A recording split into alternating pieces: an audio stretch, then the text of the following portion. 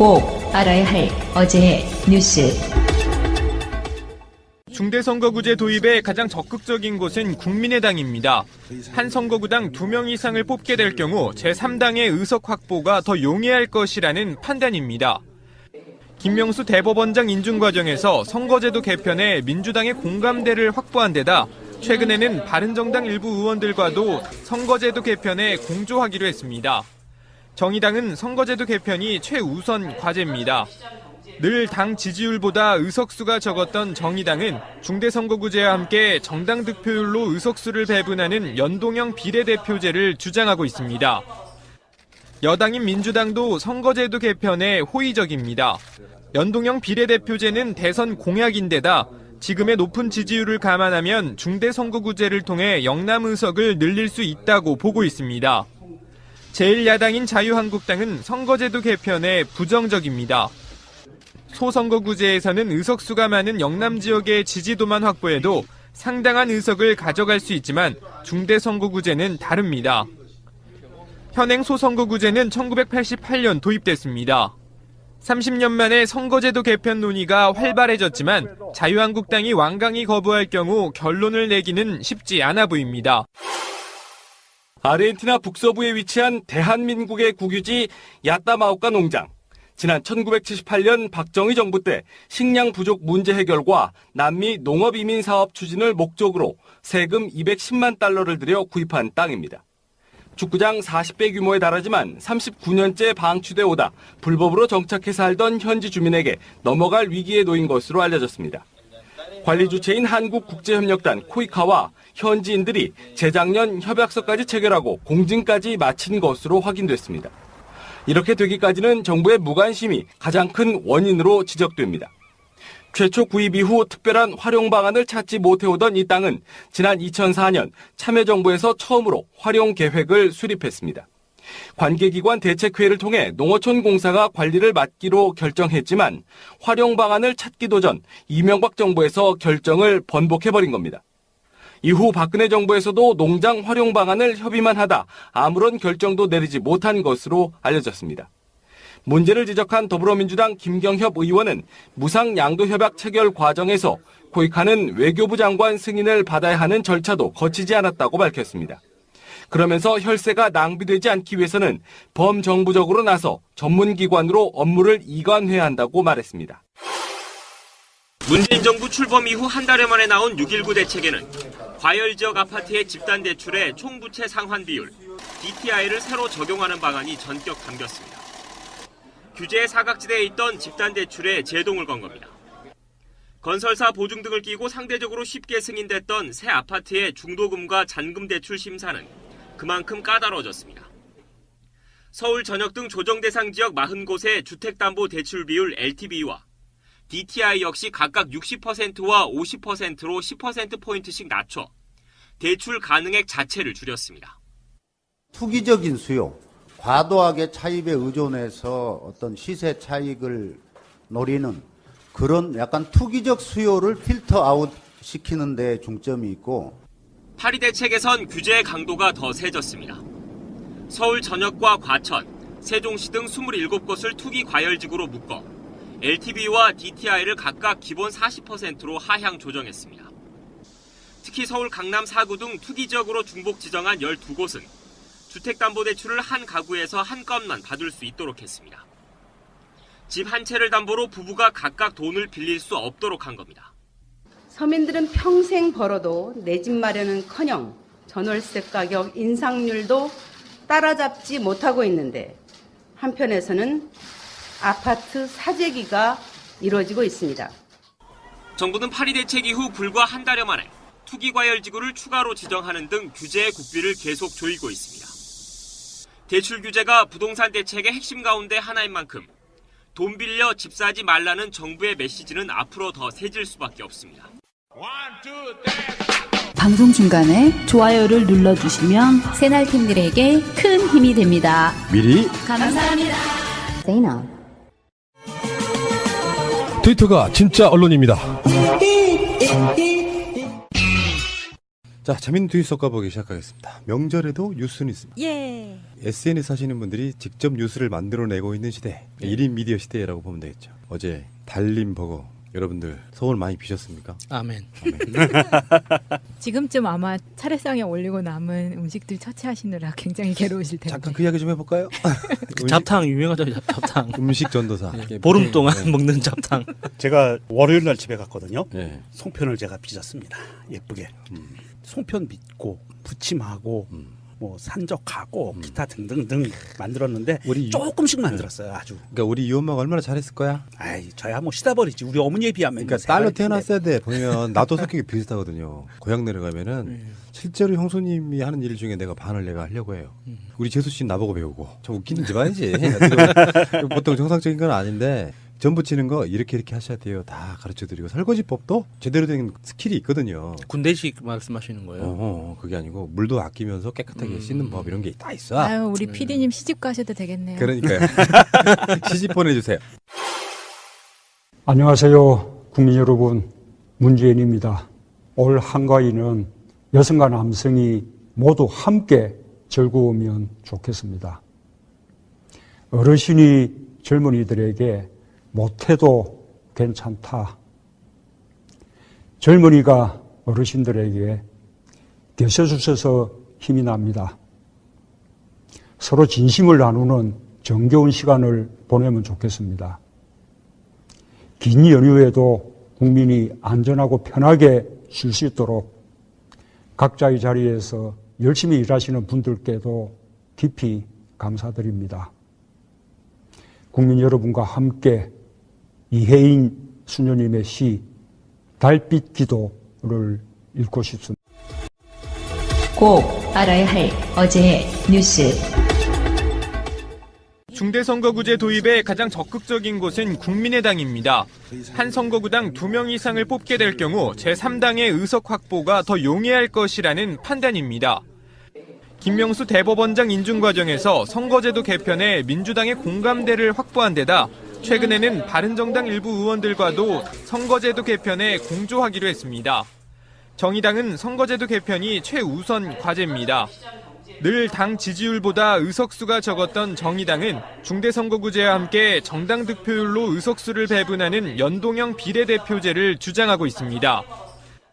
여당인 민주당도 선거제도 개편에 호의적입니다. 연동형 비례대표제는 대선 공약인데다 지금의 높은 지지율을 감안하면 중대선거구제를 통해 영남 의석을 늘릴 수 있다고 보고 있습니다. 제1야당인 자유한국당은 선거제도 개편에 부정적입니다. 소선거구제에서는 의석수가 많은 영남 지역의 지지도만 확보해도 상당한 의석을 가져갈 수 있지만 중대선거구제는 다릅니다. 현행 소선거구제는 1988년 도입됐습니다. 30년 만에 선거제도 개편 논의가 활발해졌지만 자유한국당이 완강히 거부할 경우 결론을 내기는 쉽지 않아 보입니다. 아르헨티나 북서부에 위치한 대한민국의 국유지 야따마우카 농장. 지난 1978년 박정희 정부 때 식량 부족 문제 해결과 남미 농업 이민 사업 추진을 목적으로 세금 210만 달러를 들여 구입한 땅입니다. 축구장 40배 규모에 달하지만 39년째 방치돼 오다 불법으로 정착해 살던 현지 주민에게 넘어갈 위기에 놓인 것으로 알려졌습니다. 관리 주체인 한국국제협력단 코이카와 현지인들이 재작년 협약서까지 체결하고 공증까지 마친 것으로 확인됐습니다. 이렇게 되기까지는 정부의 무관심이 가장 큰 원인으로 지적됩니다. 최초 구입 이후 특별한 활용 방안을 찾지 못해오던 이 땅은 지난 2004년 참여정부에서 처음으로 활용 계획을 수립했습니다. 관계기관 대책회의를 통해 농어촌 공사가 관리를 맡기로 결정했지만 활용 방안을 찾기도 전 이명박 정부에서 결정을 번복해버린 겁니다. 박근혜 정부에서도 농장 활용 방안을 협의만 한. 지금 쓸 데가 없으니까 밤에 쓰세요. 그 힘을. 저 양반 진짜 은근하게 맞춰라니까. 왜요? 좋잖아요. 빡친 조상봇의 트윗입니다. 팥시루떡 나부랭이 저리 치워라. 불란서의 티라미수라는 것이 으뜸이니라. 달죠. 좋죠. 떡 이야기가 나오니까 제주도 가서 봤더니 오메기떡 하는 집을 봤는데 거기 유래가 쓰여 있더라고요. 원래 그 조 이런 걸로 술 만들 때 하다가 남은 걸로 만들기 시작했대. 그 떡이 원래. 거기다가 이제 콩고물 비슷하게 이제 팥을 이렇게 범벅을 하는 건데 오메기떡 요즘에 되게 맛있어요. 그게 뭐예요? 무슨 떡집이나 또는 어디 무슨 이벤트 하는 행사장 같은 데 가보면은 제주 특산물 오메기떡 해가지고 예. 팥으로 범벅되어 있는 떡이 있어요. 그 면세점에서도 팔기 때문에 이 여행 갔다 오시는 분들이 선물로 사다 주시는 걸 몇 번 먹었는데 맛있습니다. 저는 입맛에 안 맞더라고요. 차라리 그 팥시루떡이 저는 훨씬 더 맛있던데 확실히 나는 그 똑같은 섬이어도 스케일이 좀 작은 섬 사람인가 봐요. 그렇지? 예, 큰 대형 섬의 음식이 잘 안 맞더라고요. 영도 이하로 안 내려간 섬. 그러니까 그 명절에 우리가 보고 느끼는 거를 많이 느끼는 게 이제 아마 목요일쯤이면은 이제 보통 이제 일반적인 스케줄로는 이제 처가를 가는 그 시점이에요. 근데 지금은 그렇게도 안 하더라고. 보면 상황에 따라서 처가를 먼저 가기도 하고. 예. 근데 이제 최근에 봤던 트윗 중에는 그런 것도 있었어요. 왜? 나는 내 남편의 윗사람, 형님이든 동생이든 간에 뭐 도련님 또는 결혼했으면 서방님 이렇게 불러주는데 왜 니들은 처남님이라고 안 하니? 이런 걸 본 적이 있어요. 생각해보면 그 말이 맞는 거야. 그렇죠. 도련님이라고 하는데. 네. 근데 꼬맹이들은 또 이해를 못 하더라고. 왜 아빠가 아니 딴 사람한테 도련님, 서방님 그래요 이게. 네. 우리나라 호칭도 좀 문제가 있기는 해. 그 호칭 자체가 사실 계급을 만드는 거기 때문에 정말 그냥 이름 부르는 게 짱인 것 같아요. 소파님, 푸나님. 소파하지 마. 그 처음에 네. 그 김갑수 작가께서 네. 정말 편안하다고 네. 소파처럼 편안하다고 자기가 별명을 닉네임을 만들어 버리셨어. 그런 분 참 좋아요. 네. 자기 느낌대로 이렇게 이름을 만들어서 부르시는 분들 있죠. 그런 분들이 되게 깨어 있거나 상상력이 풍부하시거든요. 이태리산 가죽 소파. 네. 그러면 다음 명절부터는 우리 어머니한테 영자님 이렇게 불러야겠네요. 영자님? 영자 씨라고 해야죠. 아, 이 연세 차이가 얼마인데 그래도 씨라고 그래요. 어르신들한테 이렇게 그 무슨 이제 추자 씨, 영자 씨, 여자 씨 이렇게 해주면은 되게 좋아하세요. 그래도 난 씨라고 못하고. 아니 일부러 장난치고 저도 일부러 네. 그렇게 하는데. 나도 우리 그 어르신들 보면은 우리 그 저 수엽 여사, 아니 박수엽 씨, 우리 외할머니. 저는 아직까지 수엽 씨 사랑해 이렇게. 저는 아직까지 어머니한테 장난친 것 중에 네. 최고봉이 정여사였어요. 그러니까 저 양반이 정말 보수적이죠. 보면은. 네, 저 꼰대기질이 많아요. 저 상남자 진짜. 예. 밥상 위에만 올라가고 싶어. 아.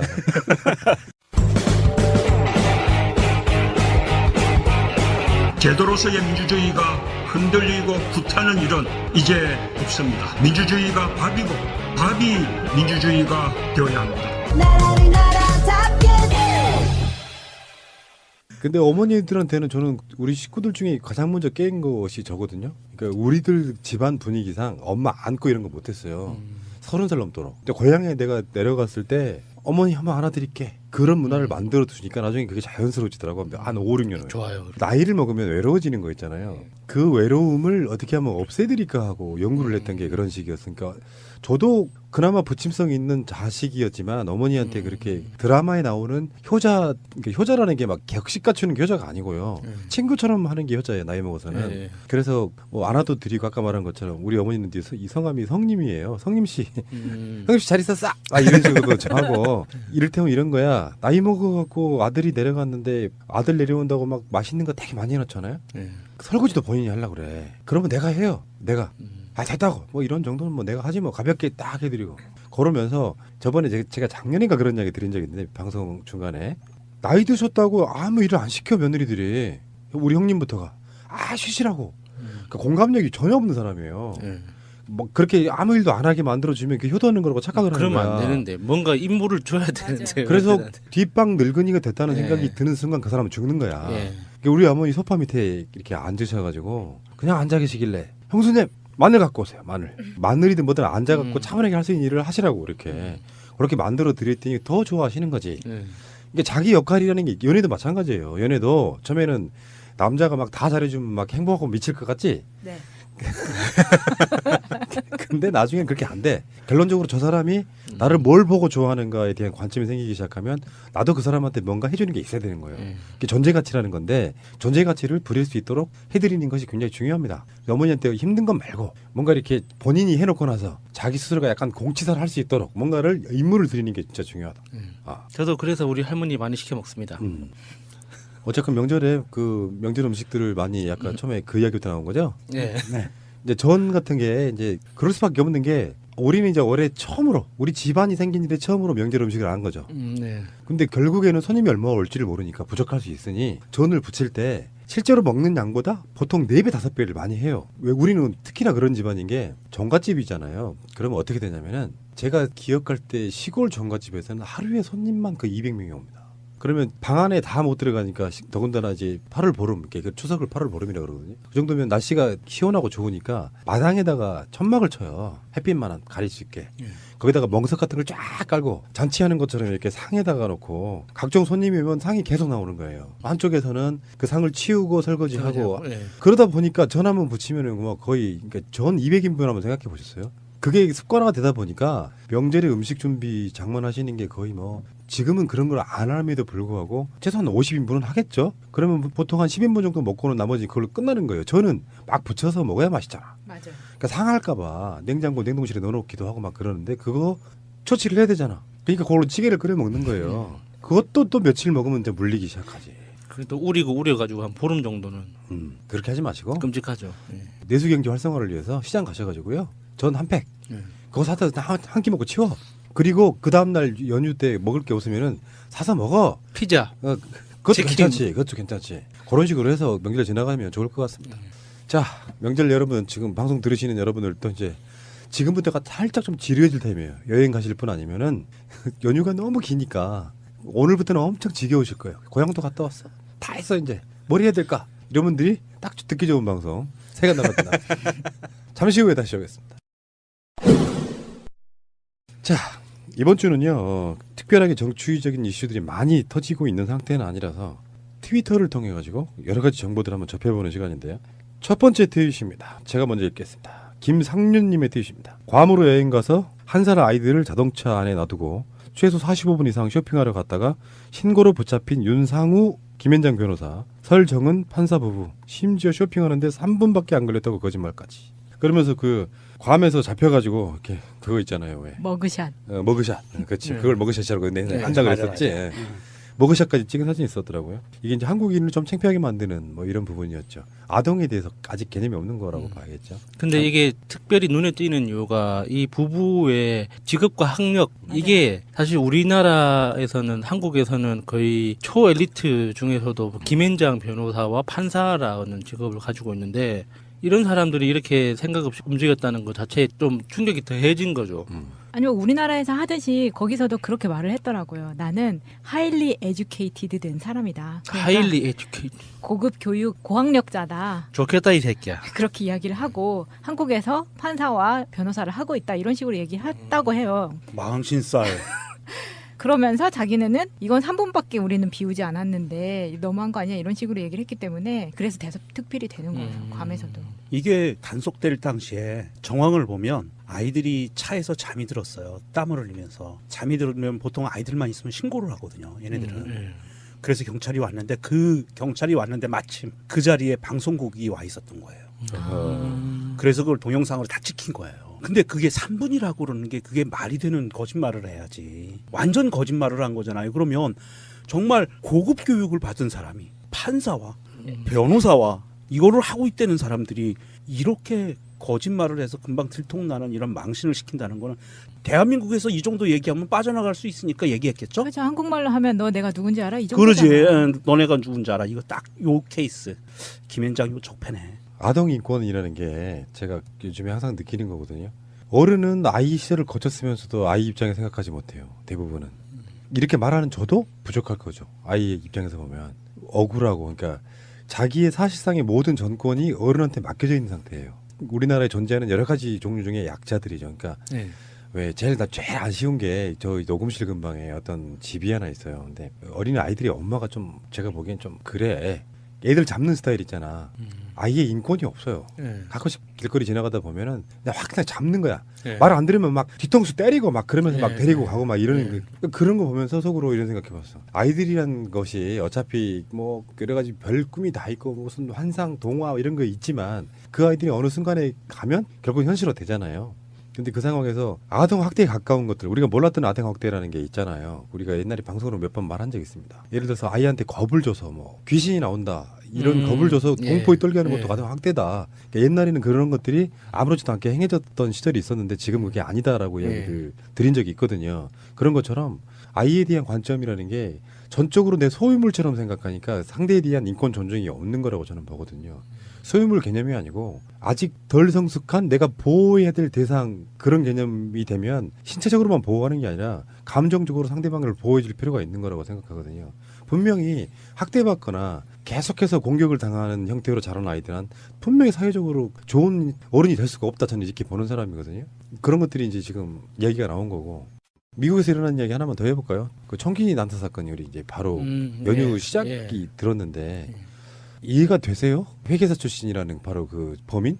글쎄 범인에 대해서 이해할 일은 딱히 없을 것 혹시 같아요. 뭐는 없어요? 그게 너무 이게 황당하고 갑작스러운 사건이어가지고 아직까지 뭐 그런 이런저런 썰을 듣지를 못했는데 범행 방법 자체가 좀 충격적이더라고요. 이게 사람들이 모여 있는 빌딩 높은 층에서 기관총으로 난사했다. 그 조준 사격으로 난사했다는 거잖아요. 그러니까 그 자체가 이게 과연 테러일까? 테러를 이런 식으로 했을까라는 생각이 들죠. 테러라면은 훨씬 더 충격적인 방법이 있기 때문에 총기 난사 말고도 훨씬 충격적인 방법이 있는데 그건 아닌 것 같아요. 제가 보기에는. 그죠. 되게 황당하죠. 예.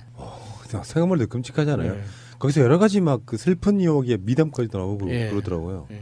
몇십 명의 목숨을 구해놓고 총 맞아 죽은 사람도 있고. 근데 끔찍하네. 이런 정말 이런 일이 일어나면 안 돼요. 그 자동으로 놓고 쏘면 짜자자자 나가는 거 요게 지금 미국에서 금지돼 있다면서요. 네, 미국은 총기 구매는 합법이지만 민간인이 총기를 구매할 수 있는 거는 자동 사격은 안 돼요.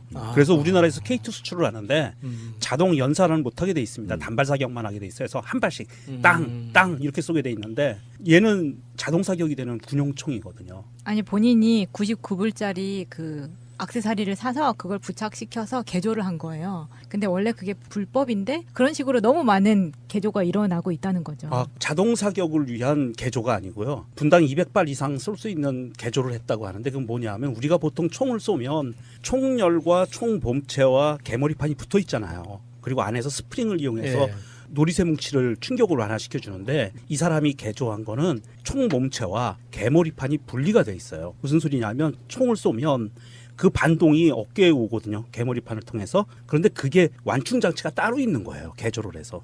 연사를 아무리 해도 몸에 무리가 안 오는 겁니다. 그렇게 개조를 했어요. 총을. 근데 여기서 저는 여러 가지 뉴스 중에 IS에서 발표한 게 저는 의미심장하거든요. 예를 들어서 미국은 아직도 9.11 조작설이 있잖아요. 네. 근데 어떤 사람이 무슨 어마어마한 그러니까 사상 최악의 범죄를 일으켰는데 그 사람이 평상시에 그럴 만한 사유가 하나도 없는 사람이야. 근데 그 사람은 죽었어. 근데 IS가 뭐라 그랬냐면 이거 우리가 일으킨 사건이라고 그랬어. 근데 미국은 전반적으로 저 새끼도 또 뻥치고 있네 그러면서 약간 그쪽을 무시하는 분위기예요.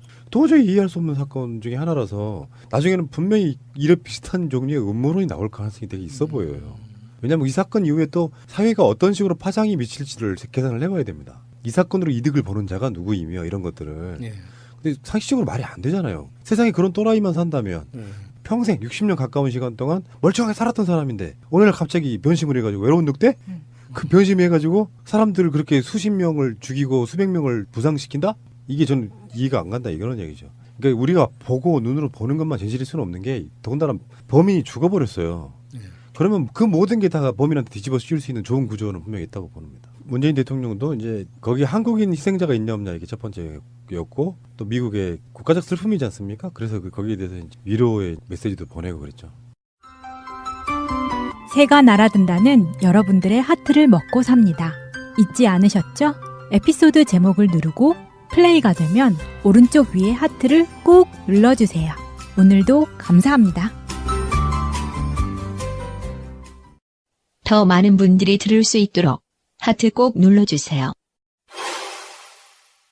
SICHMOON 앞에 독일어 같은데요. 네, 지크무님의 뜻입니다. 김경수 나온표 그날 아침 노 대통령이 나가려고 할 때 권양숙 여사가 같이 나갈까요? 라고 묻자 됐다며 그냥 나가신 게 아니냐. 그때 함께 나서지 못한 게 평생 한이 되어 있는 분의 가슴에 그런 식으로 못을 박는 건 너무나 폐륜적이다. 도저히 용서할 수 없다 이렇게 올려주신 트윗이 있었습니다. 명절만 되면은 이제 돌아가신 분이 그리울 것 같고 노무현 대통령이 최근에 다시 이제 소환되고 있는 노건호 씨가 한편이에요. 왜 아버지가 소환돼야 되냐고. 그 과정에서 지금 10월 3일 날 지크무님이 올려주신 트윗입니다. 지금 1000개를 향해 가고 있네요. RT가. 사실 저 적폐 세력들이 가장 무서워하는 사람은요. 문재인 대통령이 아니고 노무현 대통령이에요. 그렇기 때문에 끊임없이 시간이 지나면 지날수록 물고 늘어지는 이유가 노무현 대통령을 좋아한 사람들이 사실은 지금의 정세를 바꾼 원동력이 되는 분들이거든요. 그랬기 때문에 어떻게든 노무현 대통령에 대해서 흠집을 내야만 자기들의 존재 가치가 있는 거예요. 그렇기 때문에 쟤네들은 계속 노무현 대통령을 물고 늘어지는 거고, 없는 사실을 있는 사실처럼 말하고, 거기에 또 한 숟가락 얹는 사람이 있죠. 정미용. 이 양반도 만만치 않아요. 정진석, 정미용 둘이 굉장히 크게 이번에 막말을 터뜨렸고요. 그리고 SNS에 기레기 새끼들아 하면서 욕하는 내용을 본 적이 있는데, 그 핵심이 이거죠. 노무현 대통령 때는 봉화산 주변 언덕에 올라가서 거의 감시하듯이 취재를 했잖아요.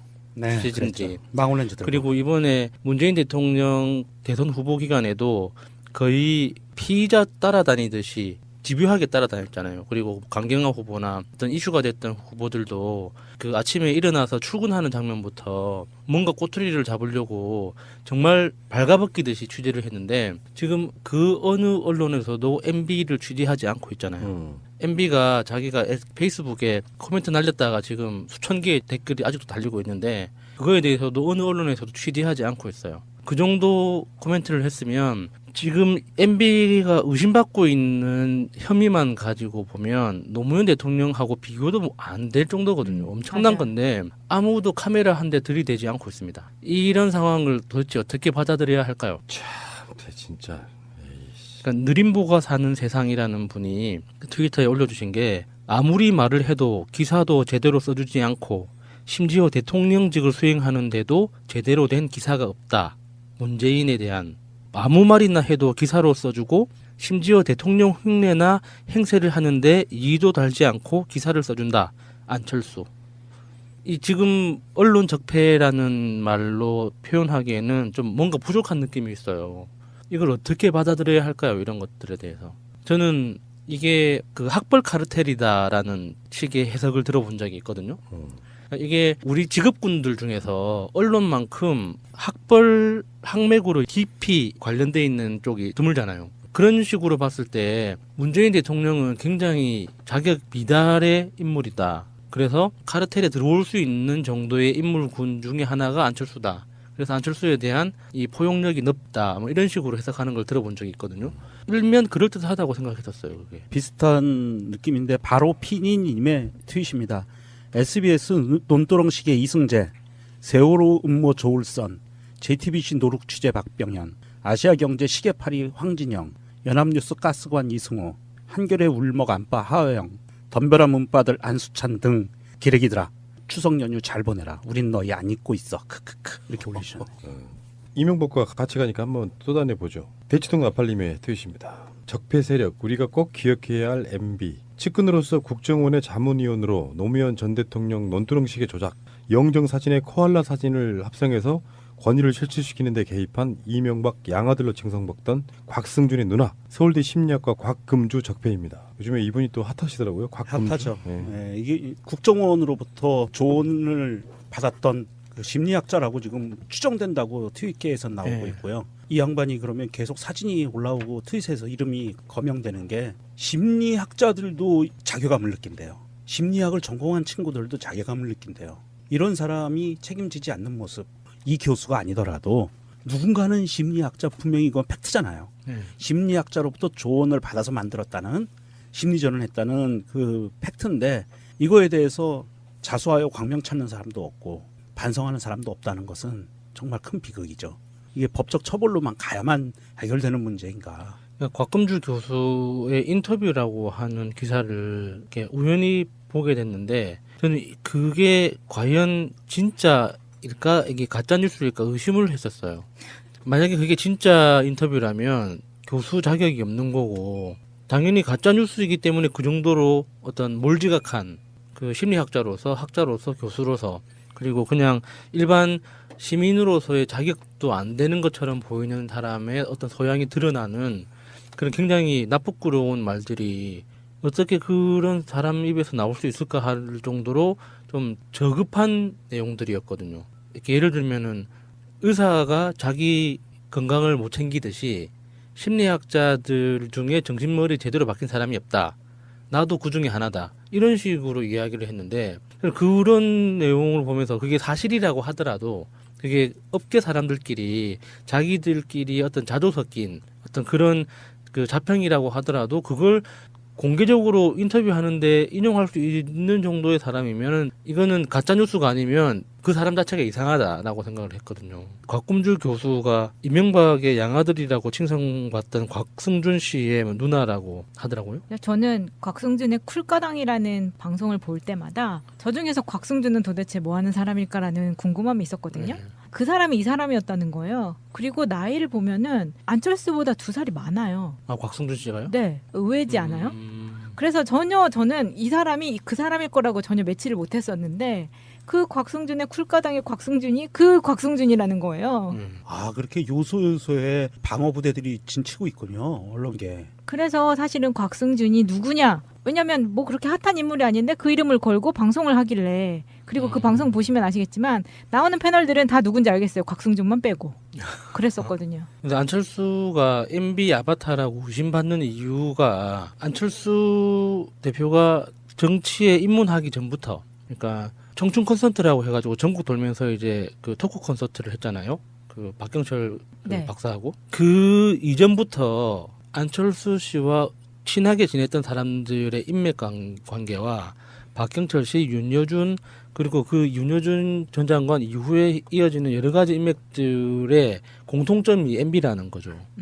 굉장히 MB와 가까웠던 사람들이나 MB의 그 측근들의 친인척들이 그 안철수의 인맥을 구성하고 있어서 그게 조금 더 면밀한 어떤 조사가 필요할 겁니다. 지금 저는 그 좀 대략적인 표현으로 말씀을 드리고 있는데 그래서 안철수가 MB의 아바타일 가능성이 높다라는 의심을 받고 있는 거죠. 그 안철수 얘기 나온 김에 안철수의 과외교사라고 불렸던 고원 교수가 오마이뉴스에 인터뷰를 한 게 있었어요. 2014년도 인터뷰였거든요.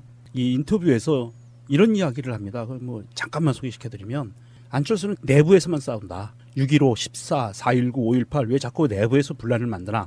이런 걸 정리하고 제대로 방향을 잡지 않으면 지지층은 더 흩어지고 야권은 더 깊은 수렁에 빠질 거다. 이런 이야기도 하고요. 안 의원은 안철수는 새정치와 거리가 멀다. 안 의원의 새정치는 구두선에 그친 측면이 많다. 거짓과 싸우지 않는 새정치의 약속이라는 것이 얼마나 공허한가. 이런 이야기들을 하면서 안철수에 대해서 본인이 느꼈던 고원 교수가 쭉 작심을 하고 다 이야기를 하는데 이게 나오는 내용들이 보면 안철수가 그동안 갖고 왔던 새정치라는 그런 어떤 그 캐치프레이즈가 얼마나 허망한 것인가. 그리고 야권 내부에서 얼마만큼 분탕을 일으키는 그런 행위들을 많이 하고 있는가. 이런 이야기들을 쭉 하거든요. 그리고 요즘 들어서 또 인터뷰에 나오는 게 MB 시절에 청와대에 있었던 사람과 2012년 대선이 끝나고 나서 박근혜가 당선됐을 때 1월 달에 미국으로 가는데 그 사람과 같은 비행기를 타고 갔던 그런 기사들이 나와요. 네, 별로 놀랄 게 아닌데 이 사람이 곽승준하고 안철수가 같은 비행기 타고 오셨죠? 했더니 곽승준이 엄청 당황했다는 거예요. 예, 그 기자가 이제 곽승준한테 가서 화들짝 들킨 거예요? 네. 아, 그렇죠. 깜짝 놀란 거죠. 곽승준한테 안철수하고 같이 비행기 타고 갔느냐 그랬더니 놀래서 당황해서 어떻게 알았냐 이렇게 반응이 나왔다고 그러고 둘이서 2012년 대선이 끝나고 1월 달이면은요 대선 불복 막 운동이 벌어질 때거든요. 네, 그때 저는 그 광장에서 정말 부들부들 떨면서 시다바리를 하고 있었는데 완전 멘붕 상태였잖아요. 네. 온 국민들이. 그랬는데 둘이서 같은 비행기를 타고 갔다. 그러면서 인터뷰 내내 그럼 무슨 이야기를 했느냐 할 때 아무 말도 안 했다. 잠만 잤다. 이렇게 대답을 해요. 근데 서로 아는 관계고 왜냐하면 그 미래기 위원회 위원장과 위원 관계였거든요. 잘하는 관계예요. 그 네. 위원장이 곽승준이 안철수를 픽업한 거예요. 위원으로. 아주 친한 관계인데 같은 비행기 탔는데 아무 말도 안 하고 잠만 자고 갔다. 이게 쉿 했겠죠. 아, 서로 눈 이게 마주치면서 좀 그게 굉장히 의심스러운 상황이 지금 많이 되게 나와요. 웃겨요. 그 MB의 양아들이라서 그런지 곽승준은 1등석을 탔고 안 원장은 비즈니스석을 탔다는 거예요. 그래서 뭐 마주칠 일이 별로 없었고. 역시 양아들과 아바타의 차이인가. 양아들은 1등석 안철수가 돈이 더 많은데 비즈니스 탔을까? 비즈니스석에 서울대 일행들과 동석을 했다. 뭐 이렇게 하니까 동석이 있어서 비즈니스를 탄 것 같고 사실 뭐 1등석을 못 타봐서 모르겠습니다만 1등석과 비즈니스가 그렇게 차이가 있을까요? 글쎄요, 저도 잘 모르겠는데요. 서비스의 차이라고 그러는데요. 어찌됐든 이건 파도 의혹 덩어리죠. 이 양반은. 피고지고님의 트윗입니다. 그니까 어제 청와대에 초청받은 고 윤소령 모친이 문 대통령이 1년 전 써드린 편지를 청와대에 가져왔고 원본은 돌려드려야 하니 청와대 용지로 스캔 후 SNS에 올렸더니 용지에 청와대 문양 보고 문 대통령이 1년 전에도 대통령이었냐 사기다 라고 안철수 지지자들이 난리다 이거군. 이런 글을 올리셨어요. 주말에 엄청 핫했죠. 이 이야기로.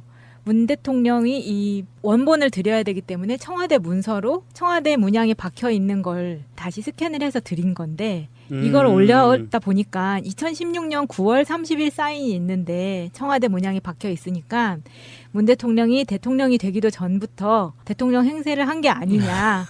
고양이 나만 없어님이 이렇게 또 트윗을 올려주셨네요. 송영훈 씨네요. 이 양반이 변호사라는 것 같은데 미친 점점점.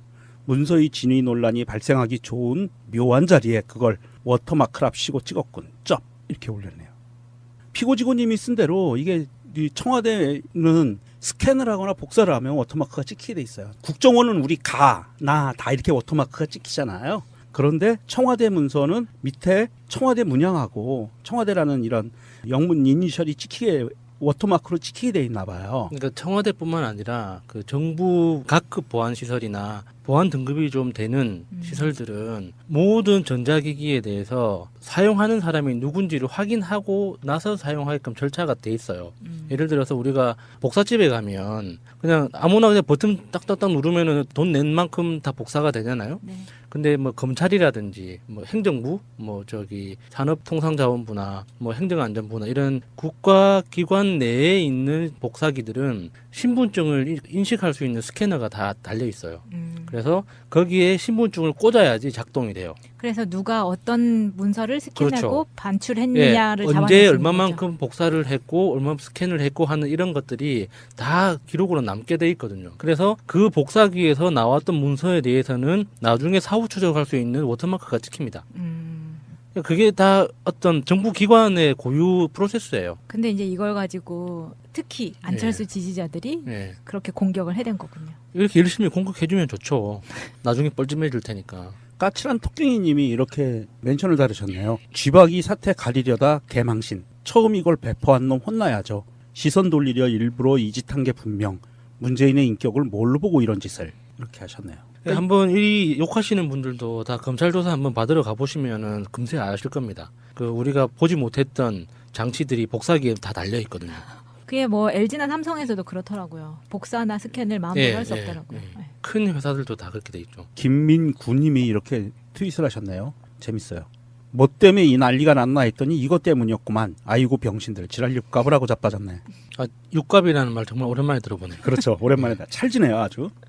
대한민국의 청와대 이 박근혜 같은 애들이 자리 잡고 있지 않는 정상적인 청와대에서 뭐가 아쉬워서 이런 거를 조작을 해요. 조작할 이유도 없잖아요. 그러지 않아도 매일매일 나오는 뉴스가 훈훈한데. 김마모님의 트윗입니다. 달달한 거 하나 읽고 가겠습니다. 헐 방금 대충격적인 거 알아버림. 원래 고양이한테 얼굴 묻고 비비적거리면 겁나 싫어하면서 바로 그루밍 하는데 목욕한 후 직후에 얼굴 비비적하니까 그루밍 안 하고 오히려 좋아함. 얘는 진심으로 내가 더러워서 싫어했던 거였음. 2만 1,000개가 넘게 리트윗됐습니다. 와, 아 진짜 그래요? 새로운 사실인 것 같은데 근데 그 고양이마다 다 그 행동이 달라가지고 그분은 고양이하고 얼굴로 부비부비 하시나 보죠. 근데 보통은 고양이 알러지 있으신 분들은 다른 데는 대도 괜찮은데 코 이런 데는 딱, 바로 재채기 나오거든요. 그리고 얼굴에 털 묻히기 싫어서 얼굴은 비비지 않는데 보통. 근데 이분은 그걸 좋아했나 봐요. 근데 평상시엔 고양이가 싫어했는데 목욕하고 나와서 해주니까 너무 좋아하더라. 더러운 거 맞네.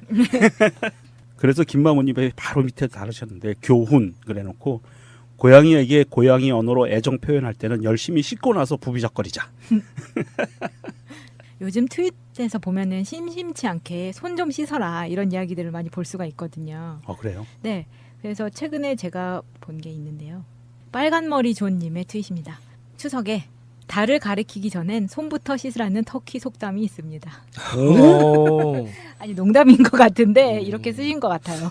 터키에 대해서 모른다고 이렇게 막 지르시나? 믿고 싶은데요. 믿고 싶어져요. 네. 그게 얼마 전에도 어떤 조사를 봤는데 손을 씻은 사람이 빵을 만진 것과 문고리를 만지고 온 사람이 빵을 만진 것과 화장실을 다녀온 사람이 빵을 만진 거를 세 개를 비교를 한 게 있어요. 당연히 화장실을 다녀와서 빵을 만진 사람의 빵이 부패하는 속도가 훨씬 빠르고요. 정말 다양한 곰팡이가 있습니다. 빨주노 첫파남보? 손은 꼭 씻으셔야 합니다. 예전에 본 내용이 기억이 나네요. 남자아이들 화장실 갈 때 부모님들이 소변 보고 나면 손 씻어라 그러는데 그게 잘못된 교육이래요. 소변 보기 전에 손을 그렇죠. 씻고 예. 소중한 곳을 만져야 된다고. 맞다. 똑같은 거 읽었네요. 네. 야수님도. 근데 그 2번 씻는 게 제일 좋죠. 손 하기 전에 화장실 가기 전에 씻어서 소중하게 볼을 보고 이제 볼일 보고 이제 다시 손을 씻고.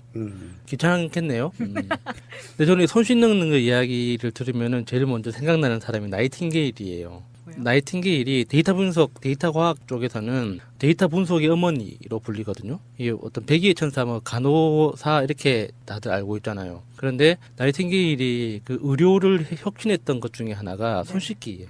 이게 손 씻는 게 얼만큼 이 환자를 치유하는데 도움이 되는 행위인가에 대해서 의료진이 손을 씻어야 한다는 이거 하나를 평생 동안 증명을 했었거든요. 데이터로.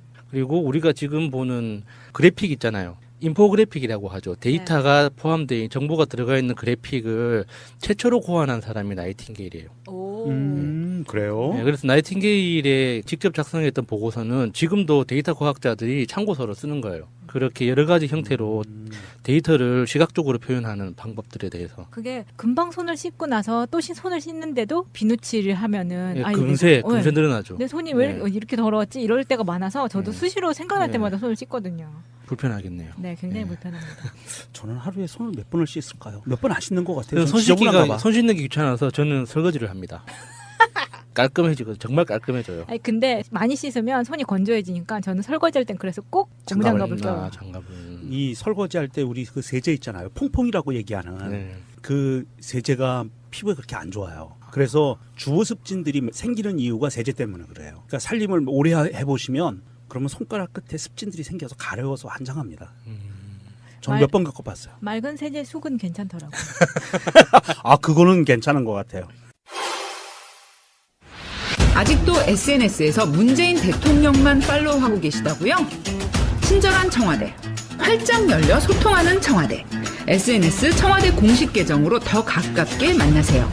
트위터, 페이스북, 인스타그램과 카카오톡 플러스 친구에서 대한민국 청와대를 검색하고 친구가 되어주세요.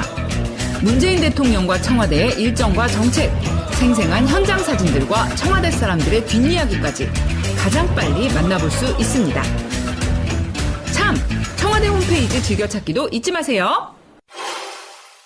송문공의 뉴스레터님의 트윗입니다. 대선 무효소송 관련 양승태는 선거 관련 소송은 180일 이내에 처리한다는 공직선거법을 어기고 4년여 만에 파면으로 인한 소송의 실익이 없다는 이유로 각하 판결을 내렸으나 소송인단은 재심을 신청했고 대법원은 이를 받아들임에 따라 박근혜 정권 무효 가능성 높아. 이게 이제 요 트윗 내용이 뭐하고 연결이 되냐 하면 원세훈 전 국정원장이 과연 선거관여 행위로 유죄를 받게 될 것인가. 대법원 판결이 남았죠. 요 대법원 판결이 유죄로 판정이 되면 사실상 이게 대선 무효로 바로 직결될 수 있는 사안이거든요. 그래서 재심을 청구했기 때문에 대법원에서 또 받아들였기 때문에 선거 무효 소송이 같이 진행되고 있는 거예요. 원세훈과. 우리 지난 5월이었나 4월이었나 각하 결정을 내렸거든요. 그거를 재심 청구를 해서 지금 만약에 원세훈이 유죄로 확정이 되고 대법원에서 그리고 이 불똥이 선거 무효 소송까지 같이 연결이 된다면 역사상 최초로 대통령이 당선이 무효가 돼버리는 거예요. 박근혜가. 그리고 파면도 된 거예요. 이상하죠. 너무 복잡해지는데요. 당선이 무효가 됐는데 파면은 일찍 났어. 더 일찍. 그러니까요. 파면은 미리 내버리고. 야, 박근혜 진짜 당선 무효도 나올 수 있는 거예요. 정말 여러모로 사람들 머리 아프게 하네요. 말이 이렇게 논리적으로 그게 안 되냐. 당선이 무효면 파면이라는 게 필요가 없는 거잖아요. 그렇죠. 근데 이미 파면 결정은 내버렸기 때문에 두 개가 동시에 성립할 수 있는 그런 황당한 사건이 벌어지는 거죠. 그러니까 애초에 대통령이 아니면 파면될 일도 없기 때문에 그렇죠. 예. 무효가 선행이 돼야 되겠죠. 여기에서 보면 원세훈이 체제의 국정원이 조직적으로 댓글부대 만들고 민간인 댓글부대 팀까지 운영하면서 대선에 개입한 혐의 자체는 선거 과정의 위법행위이자 선거의 자유와 공정을 훼손했다고 판단할 수 있다는 부분이 있대요. 그래서 이게 원인 무효로 해서 선거 자체를 무효화시킬 수 있는 근거가 된다고 하더라고요. 그래서 지금 이거 사실은 크게 이슈화되고 있지는 않은데 굉장히 좀 미묘하면서도 재밌는 그 사안이 될 수 있을 것 같아요. 무효됐는데 파면도 됐어. 그 박근혜한테 직접 뭔가 좀 논리에 맞는 그 내용을 좀 써보라고 해보고 싶어요. 이게 무슨 말인지 이게 앞뒤가 너무 안 맞으니까. 이게 박근혜 시대였기 때문에 가능한 네. 비논리적인 상황이 벌어지게 되는 거죠. 그 파워 트위터리안 전우용님, 그 역사학자 전우용님이 쓰신 건데 모든 야당의 개천절 메시지가 홍익인간 정신계승입니다. 세상의 악귀를 풀어 인간을 해친 것들에게 응분의 벌을 내리는 게 홍익인간 정신계승입니다. 이명박 수사가 홍익인간입니다. 라고 하셨어요. 이게 좋은 말씀이네요. 홍익인간이라는 말 자체가 우리가 자주 듣는 말이기 때문에 잘 안다고 생각하는 대표적인 착각 중에 하나예요. 개천절 모든 야당들이 홍익인간을 갖다 썼을 때 아마 그 사람들이 홍익인간에서 말하는 인간이 아마 개별적인 사람 한 명 한 명, 그러니까 국민, 시민 이런 개념을 생각했을 텐데 홍익인간에서 말하는 인간은 일종의 사회를 말하는 거거든요. 그렇죠. 예. 보편 타당한 사람들. 그러니까 고에서 인간은 사람을 개체를 말하는 게 아니라 어떤 시스템이나 관계를 말하는 거거든요. 사람 사이, 사람의 관계를 뜻하는 어떤 집합을 인간이라고 맞아요. 불렀지 예. 개인을 두고 인간이라고 부르지를 않았단 말이죠. 홍익이라는 건 이제 널리 이롭게 한다는 거잖아요. 그러니까 널리 이롭게 한다는 건 사회 시스템을 정의롭게 한다는 거예요. 이게 자기들이 홍익인간이라는 말을 마음속에는 이렇게 했을 거예요. 정치 보복하지 마라. 우리도 사람이고 너희도 사람이면 다 같이 그냥 잘 사는 게 홍익인간인데 개천절을 맞아서 정치 보복 같은 거 하지 말고 다 같이 사이좋게 지내자라는 이런 마음이 밑에 깔려 있었을 텐데 그게 약간 좀 낮은 수가 보인다는 거죠. 홍익인간에서 말하는 인간은 그런 뜻이 아니에요. 이 사회 시스템을 제대로 세워서 모든 사람들이 행복하게 같이 산다는 게 홍익인간인데 과거의 범죄를 덮어두는 게 그러면 홍익인간 정신과 무슨 상관이 있어요? 홍익인간을 그래서 우리말로 풀이해놓은 게 이 정답이 있잖아요. 널리 사람을 이롭게 한다. 예. 널리. 예. 예. 그래서 이것은 어떤 인간의 집합을 얘기하는 거지. 개개인을 얘기하는 건 아니고요. 김홍골 그 국민통합위원장이 트위터에 그렇게 말씀하셨더라고요. 야당에서 정치 보복이라고 비난하는 거에 대해서 두려워하지 말고 무조건 밀어붙여야 된다. 이렇게 말씀을 하시는 게 저는 차라리 정치인들이 민주당에서 바로 그렇게 대놓고 정치 보복이라고 말하면 안 되겠지만 시민사회나 우리들 팟캐스트 하는 이런 쪽에서라도 가볍게 넘길 수 있어야 된다고 생각해요. 너희들 그건 정치 보복이야 라고 비난을 하면 그냥 티나?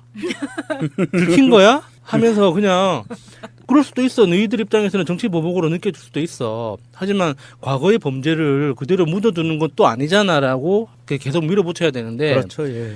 정치 보복이라고 비난하는 거에 대해서 움찔해가지고 정말 이게 정치 보복인가? 정치 보복으로 비출 수도 있지 않을까라고 고민하는 순간 진짜 보복이 돼버리는 거거든요. 말려버리는 거고요. 예. 그냥 계속 갔으면 좋겠어요. 홍익인간 정신을 계승해서. 예. 전우영님이 또 좋은 트윗을 올려주셨네요. 적폐청산은 국익을 해친다. 이명박이 한 말입니다. 옛날엔 국고를 축내서 이익을 챙기는 자를 나라의 존벌레라고 했습니다. 존벌레에게 이익이 되는 집은 사람에게 무척 해롭습니다. 사기꾼의 국익을 해쳐야 진짜 국익에 도움이 됩니다. 명언인데요. 사기꾼의 국익을 해쳐야. 이명박이 테니스를 너무 많이 쳐서 뇌에 주름이 좀 없어졌나 봐요. 마지막 발악을 하는 거죠. 네. 머지 않았어요. 뭐 제가 보기에는 한두 달 정도밖에 안 남은 것 같아요. 그러니까 이명박이 돈을 버는 방법에 대해서는 굉장히 천재적인데 지키는 방법은 아직 잘 발견을 못했나 봐요. 굉장히 좋은 수를 하나 썼잖아요. 박근혜 당선시키는. 5년을 뒤로 밀고 영구집권을 하려고 하다가 아작났죠. 그런데 이렇게 될 줄 몰랐겠죠. 그러니까 박근혜를 골랐다는 것 자체가 실패한 거죠. 실력이 없는 거죠. 네. 관심병자 정미용 씨 있잖아요. 정미용 씨가 또 막말을 한번 시전을 하셨죠. 뭐라고 하셨는지 좀 저는 차례상에 음식 먹느라 이 소식을 못 들었네요. 안 듣는 게 좋기는 한데. 그거 들었으면 좀 덜 먹었을 텐데. 그럴 수도 있겠다. 김정숙 여사 보고 영어 공부나 좀 하고 운동해서 살이나 좀 빼라고 그랬다. 뭐야 미친 거 아니야 진짜. 진짜 어처구니가 없네. 미친 거예요 진짜. 충격적이다. 아니 뭐 이러면서 페이스북에 글을 썼는데요. 개 쌍욕 먹어도 싸네요. 욕 먹어도 싸요. 진짜 이 관종인 것 같아요. 관종 인증을 하는데 아니 외국의 그 여성분들 정상의 부인들하고 뭐 영어로 자연스럽게 대화를 못한다는 이러면서 영어 공부나 하라고 이렇게 글을 써대는 아니 거예요. 뭐 박근혜는 자연스럽게 대화했나? 4개 국어. 그건 나도 할 줄 알아. 아유, 정미용 본인은 얼마나 그렇게 날렵한 몸매를 가지고 있으며 그 정도의 위치에 있을 때 본인이 다른 영부인과 그렇게 유창하게 대화를 할 수 있으며 사실은 다른 외국어를 그렇게 잘한다고 해서 그 잘하던 박근혜도 저 모양이 났는데 그걸 뭐 외국어를 잘하는 게 영부인의 덕목은 아니잖아요. 사실 정미용 씨 같은 개또라이에 대해서 이렇게 이러쿵저러쿵 말하는 거는 시간 아까운 거고 이 여자가 했던 말 중에 딱 제가 꽂히는 게 당신 남편 때문에 중소자영업자들 죽어나고 있으니 제발 자제 좀 하시죠라는 우리들 입장에서는 좀 눈여겨봐야 되는 대목인 거예요. 내년에 그 최저임금이 오르지 않습니까?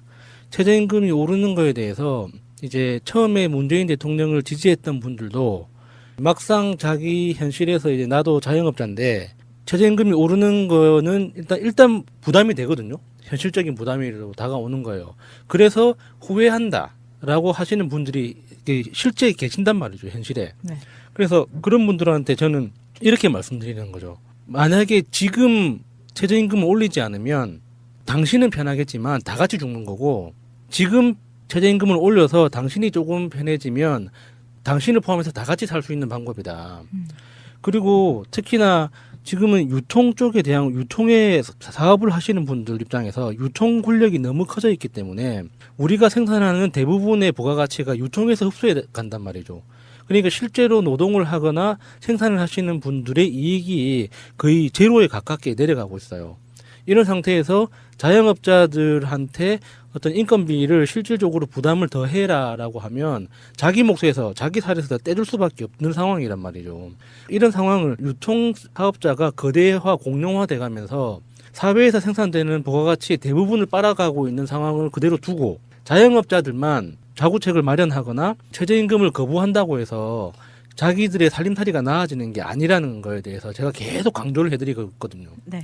그러니까 정미홍이 이야기했던 문재인 대통령이 추진하고 있는 최저임금 인상 때문에 자영업자가 힘들어지고 있는 건 맞아요. 그런데 그 자영업자들이 힘들어지는 거에 대한 근본 원인은 최저임금이 아니라는 거죠.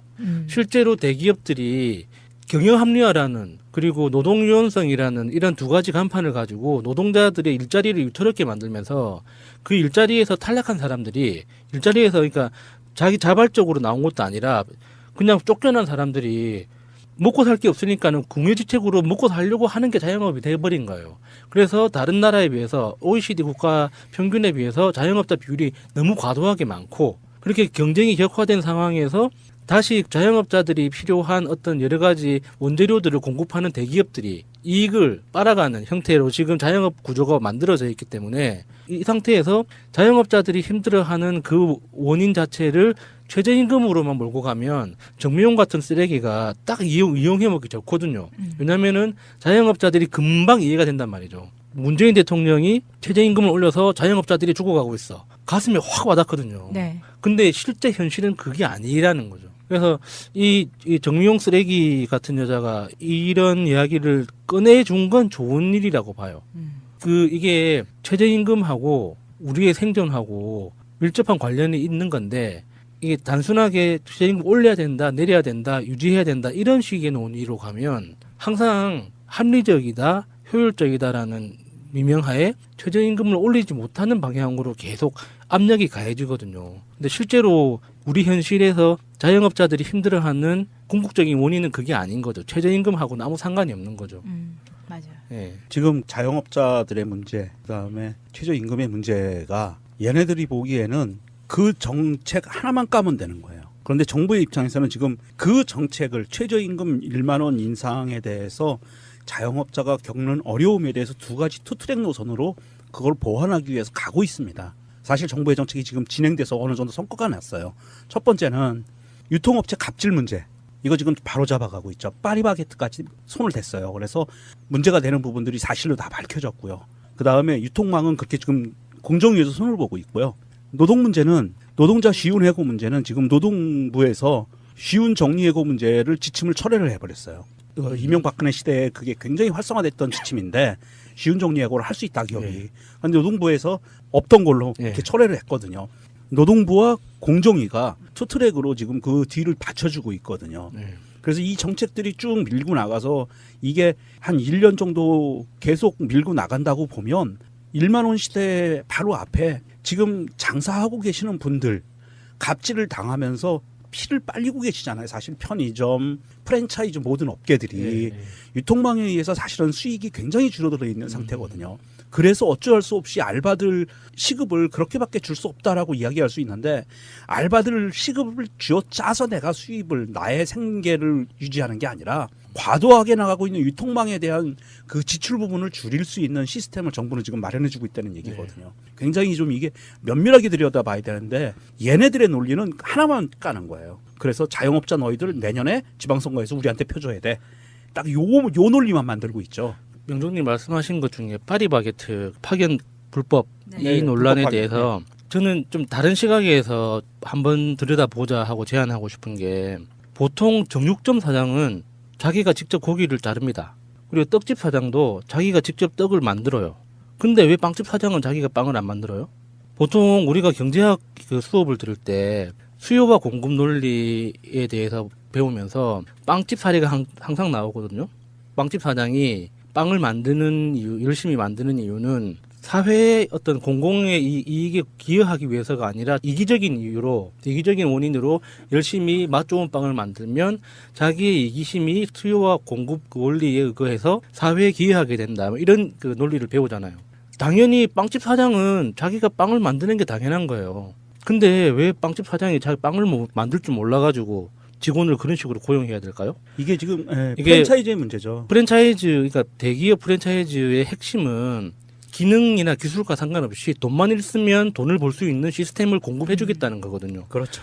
여기에 문제를 제기해야 된다고 봐요. 이게 사람이 노동에 의해서 자기의 노동력으로 먹고 살 수 있는 시스템이 사회에 안착돼야 되는데 노동력이나 기술력이 없어도 돈만 있으면 모든 게 해결되는 시스템으로 만들어 주려고 하다 보니까 불법 파견 문제까지 나오는 거거든요. 그러니까 사람들이 다 그 논의의 핵심을 이게 불법이냐 합법이냐, 안 그러면 불법이면 어떻게 합법으로 만들어 줄 거냐 이런 식으로만 바라보는데 이게 지금 우리 자본주의 사회에서 자본의 논리 자체가 그만큼 무서워진 거죠.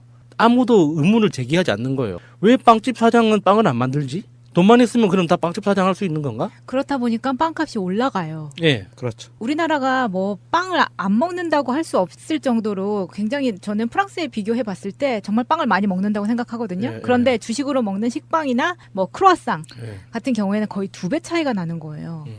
한국 와서 빵을 먹는 게 사치구나 이런 생각이 들 정도로 빵값이 예를 들어서 텔레콤사 전화기 할인이나 뭐 해피포인트 할인 이런 거 다 필요 없으니까 빵값 자체를 낮춰달라. 이걸 말하고 싶은데 이게 전혀 안 되는 거죠. 그게 이제 프랜차이즈로 갈 수밖에 없는 사회 구조적인 시스템들이 있어요. 뭐냐면 대한민국은 그동안 사실은 직장인들 있죠. 우리 월급 받아서 직장 다니는 대기업이건 중소기업이건 직장인들의 자기 개발에 대해서 그거는 개인의 몫으로 돌려놨어요.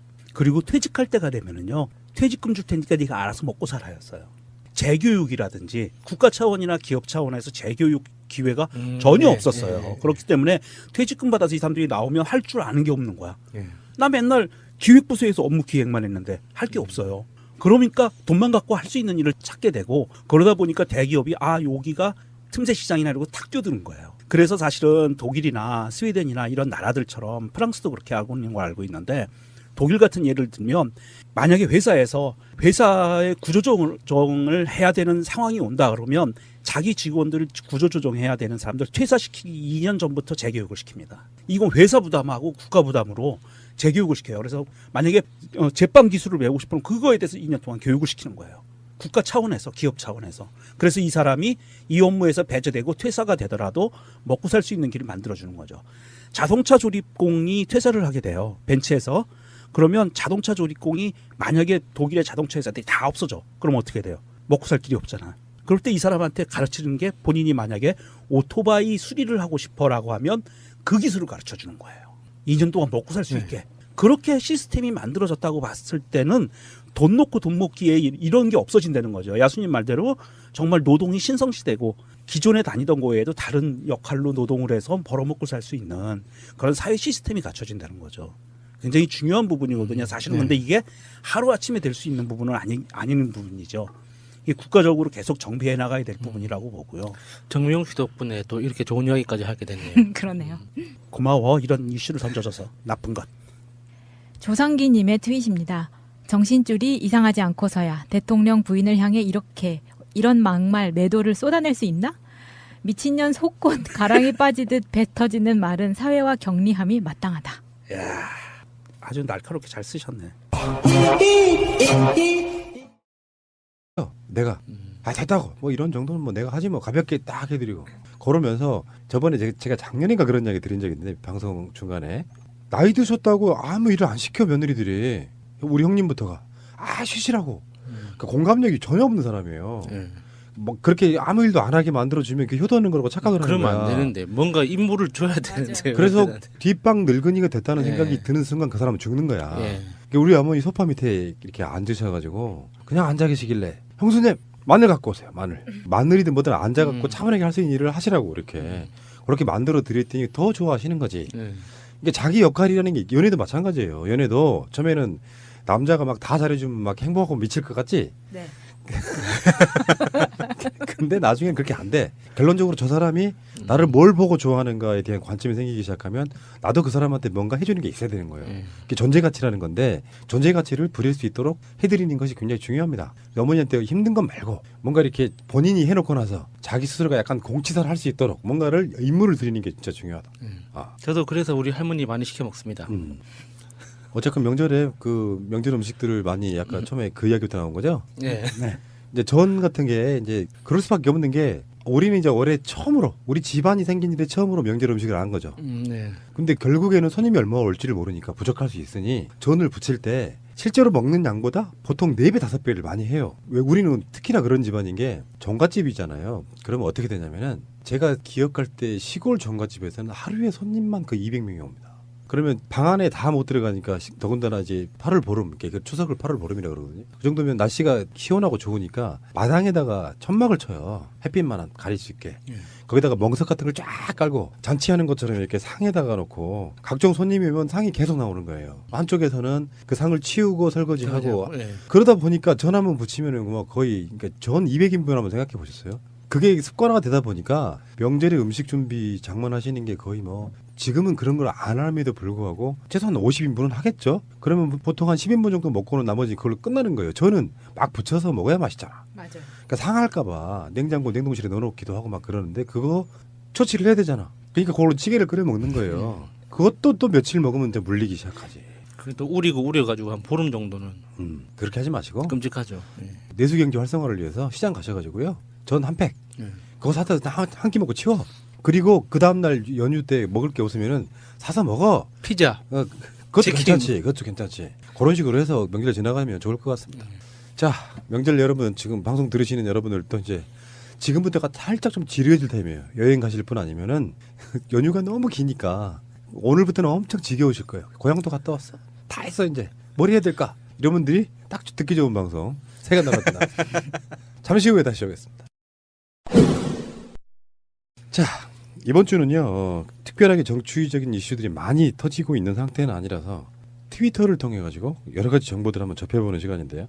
첫 번째 트윗입니다. 제가 먼저 읽겠습니다. 김상윤님의 트윗입니다. 괌으로 여행 가서 한 살 아이들을 자동차 안에 놔두고 최소 45분 이상 쇼핑하러 갔다가 신고로 붙잡힌 윤상우 김현장 변호사, 설정은 판사 부부, 심지어 쇼핑하는데 3분밖에 안 걸렸다고 거짓말까지. 그러면서 그 괌에서 잡혀가지고 이렇게 그거 있잖아요. 왜? 머그샷. 머그샷. 그렇지. 그걸 머그샷이라고 한다 그랬었지. 머그샷까지 찍은 사진이 있었더라고요. 이게 이제 한국인을 좀 창피하게 만드는 뭐 이런 부분이었죠. 아동에 대해서 아직 개념이 없는 거라고 봐야겠죠. 근데 이게 특별히 눈에 띄는 이유가 이 부부의 직업과 학력 이게 사실 우리나라에서는 한국에서는 거의 초엘리트 중에서도 김현장 변호사와 판사라는 직업을 가지고 있는데 이런 사람들이 이렇게 생각 없이 움직였다는 것 자체에 좀 충격이 더해진 거죠. 아니면 우리나라에서 하듯이 거기서도 그렇게 말을 했더라고요. 나는 highly educated 된 사람이다. 그러니까 하일리 에듀케이트. 고급 교육 고학력자다. 좋겠다 이 새끼야. 그렇게 이야기를 하고 한국에서 판사와 변호사를 하고 있다 이런 식으로 얘기를 했다고 해요. 망신살. 그러면서 자기네는 이건 3분밖에 우리는 비우지 않았는데 너무한 거 아니야 이런 식으로 얘기를 했기 때문에 그래서 대서특필이 되는 거예요. 괌에서도. 이게 단속될 당시에 정황을 보면 아이들이 차에서 잠이 들었어요. 땀을 흘리면서. 잠이 들면 보통 아이들만 있으면 신고를 하거든요. 얘네들은. 그래서 경찰이 왔는데 그 경찰이 왔는데 마침 그 자리에 방송국이 와 있었던 거예요.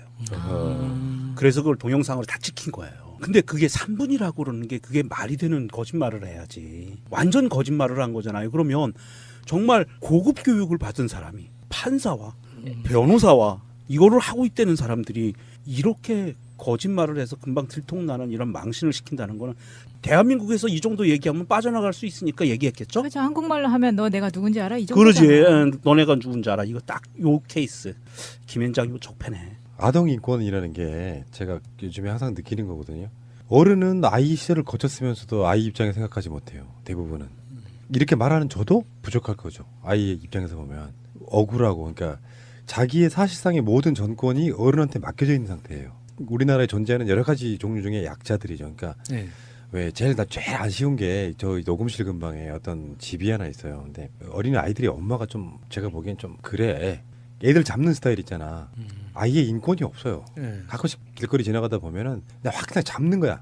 말 안 들으면 막 뒤통수 때리고 막 그러면서 막 데리고 가고 막 이러는 그런 거 보면서 속으로 이런 생각해봤어. 아이들이란 것이 어차피 뭐 여러 가지 별 꿈이 다 있고 무슨 환상, 동화 이런 거 있지만 그 아이들이 어느 순간에 가면 결국 현실화 되잖아요.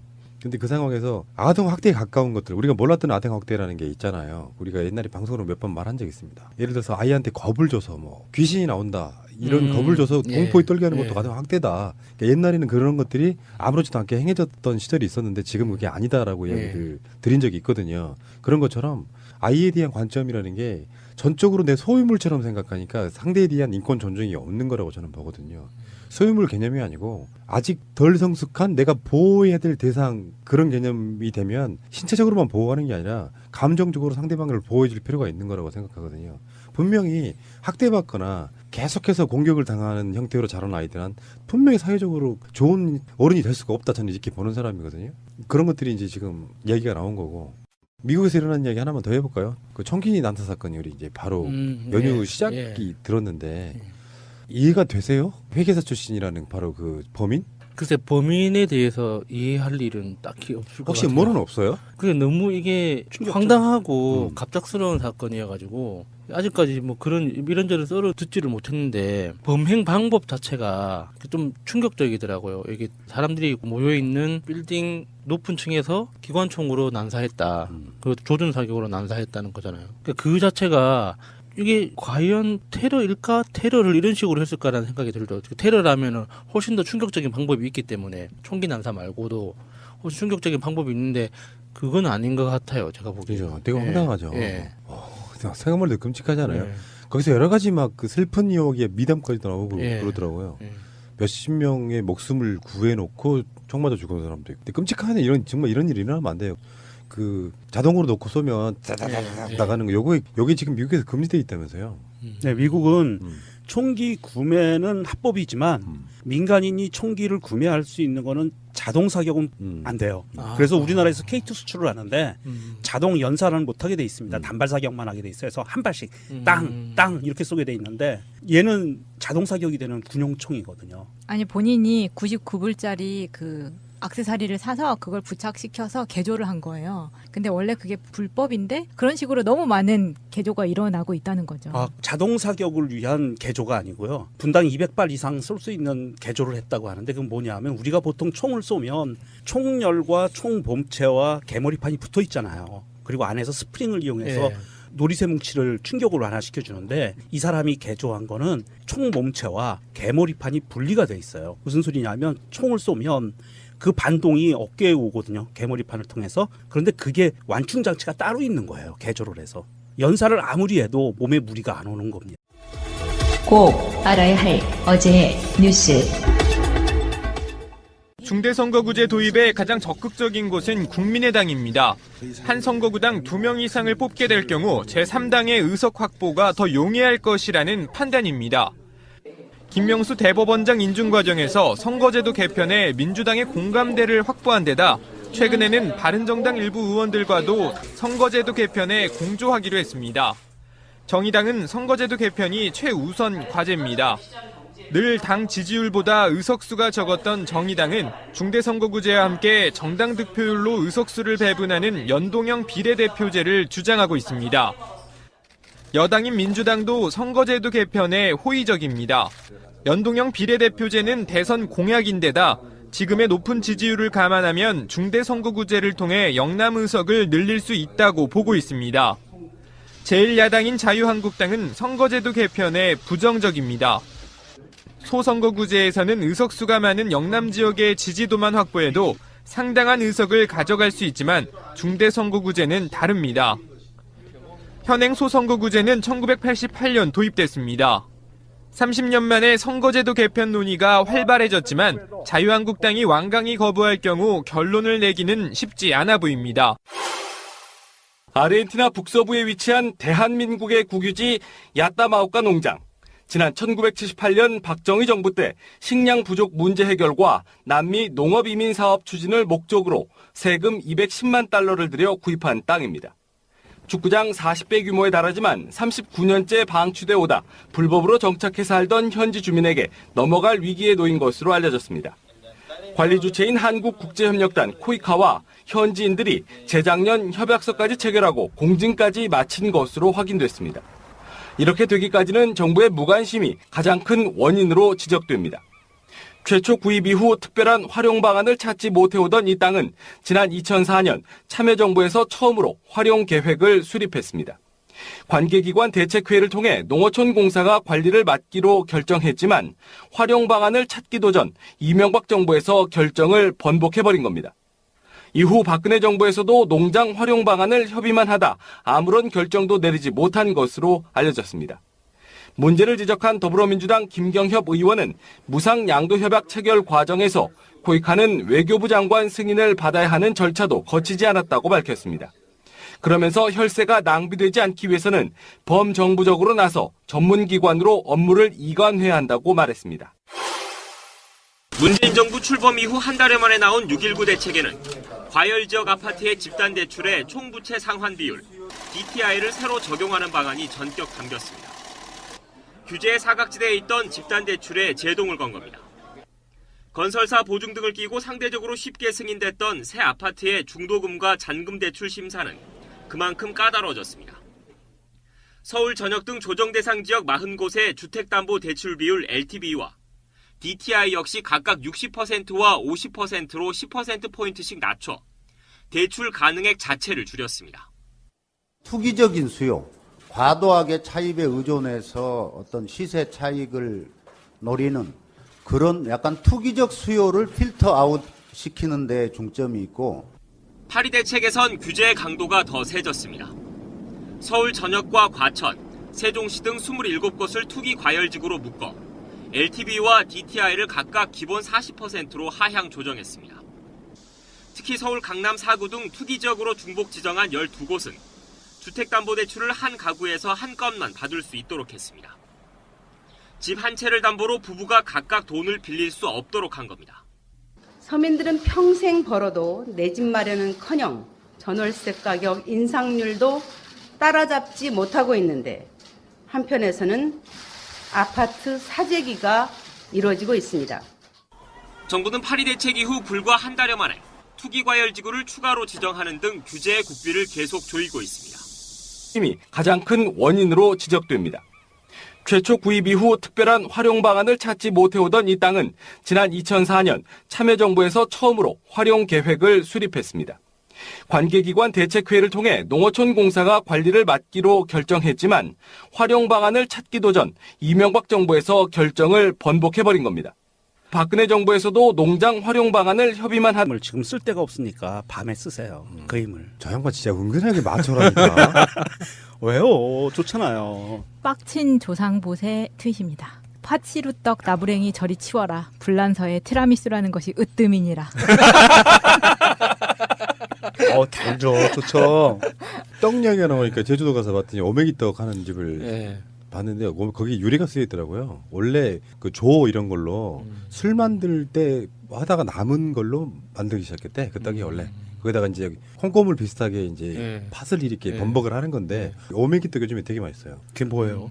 무슨 떡집이나 또는 어디 무슨 이벤트 하는 행사장 같은 데 가보면은 제주 특산물 오메기떡 해가지고 팥으로 범벅되어 있는 떡이 있어요. 면세점에서도 팔기 때문에 이 여행 갔다 오시는 분들이 선물로 사다 주시는 걸 몇 번 먹었는데 맛있습니다. 저는 입맛에 안 맞더라고요. 차라리 그 팥시루떡이 저는 훨씬 더 맛있던데 확실히 나는 그 똑같은 섬이어도 스케일이 좀 작은 섬 사람인가 봐요. 그렇지. 예, 큰 대형 섬의 음식이 잘 안 맞더라고요. 영도 이하로 안 내려간 섬. 그러니까 그 명절에 우리가 보고 느끼는 거를 많이 느끼는 게 이제 아마 목요일쯤이면은 이제 보통 이제 일반적인 스케줄로는 이제 처가를 가는 그 시점이에요. 근데 지금은 그렇게도 안 하더라고. 보면 상황에 따라서 처가를 먼저 가기도 하고. 근데 이제 최근에 봤던 트윗 중에는 그런 것도 있었어요. 왜? 나는 내 남편의 윗사람, 형님이든 동생이든 간에 뭐 도련님 또는 결혼했으면 서방님 이렇게 불러주는데 왜 니들은 처남님이라고 안 하니? 이런 걸 본 적이 있어요. 생각해보면 그 말이 맞는 거야. 그렇죠. 도련님이라고 하는데. 네. 근데 꼬맹이들은 또 이해를 못 하더라고. 왜 아빠가 아니 딴 사람한테 도련님, 서방님 그래요 이게. 우리나라 호칭도 좀 문제가 있기는 해. 그 호칭 자체가 사실 계급을 만드는 거기 때문에 정말 그냥 이름 부르는 게 짱인 것 같아요. 소파님, 푸나님. 소파 하지 마. 그 처음에 그 김갑수 작가께서 정말 편안하다고 소파처럼 편안하다고 자기가 별명을 닉네임을 만들어 버리셨어. 그런 분 참 좋아요. 자기 느낌대로 이렇게 이름을 만들어서 부르시는 분들 있죠. 그런 분들이 되게 깨어 있거나 상상력이 풍부하시거든요. 이태리 사는 가족 소파. 그러면 다음 명절부터는 우리 어머니한테 영자님 이렇게 불러야겠네요. 영자님? 영자 씨라고 해야죠. 아, 이 연세 차이가 얼마인데 그래도 씨라고 그래요. 어르신들한테 이렇게 그 무슨 이제 추자 씨, 영자 씨, 여자 씨 이렇게 해주면은 되게 좋아하세요. 그래도 난 씨라고 못하고. 아니 일부러 장난치고 저도 일부러 그렇게 하는데. 나도 우리 그 어르신들 보면은 우리 그 저 수협 여사, 박수협 씨, 우리 외할머니. 저는 아직까지 수협 씨 사랑해 이렇게. 저는 아직까지 어머니한테 장난친 것 중에 최고봉이 정여사였어요. 그러니까 저 양반이 정말 보수적이죠. 보면은. 네, 저 꼰대기질이 많아요. 저 상남자 진짜. 밥상 위에만 올라가고 싶어.